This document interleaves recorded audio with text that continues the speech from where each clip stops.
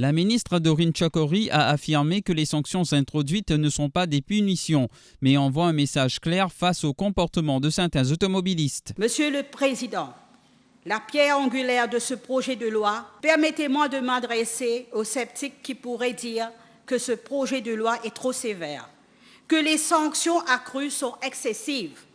À cela, je dis, quel prix pouvons-nous mettre sur une vie humaine? Les sanctions plus strictes introduites dans ce projet de loi ne sont pas une punition, mais elles visent à prévenir. Elles envoient un message clair. Le comportement irresponsable sur nos routes ne sera pas toléré. Le leader du PMSD, Xavier Luc Duval, a qualifié certaines sanctions d'injustes, notamment l'amende pour l'incapacité d'afficher correctement une vignette d'assurance. There are some of these fines. It's not right. I mean, I think item 42 of the schedule, failing to display an insurance vignette. Not failing not to have an insurance vignette, just failing not to display the insurance vignette. 5,000 rupees. Now, is that fair? What I'm saying is the whole schedule has to be looked at again.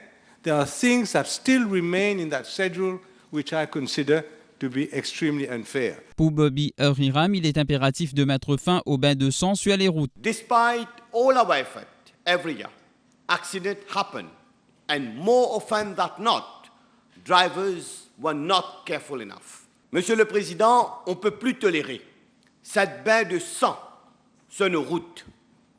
Et comme un gouvernement responsable, il est temps pour nous d'agir. And I can say that a vast majority of road users are agreeable with these changes because they realize today we are facing a crisis situation. Nando Boda a souligné l'importance de la prévention, de la formation et de l'éducation des usagers de la route. Est-ce que la commission technique a visé ce projet de loi?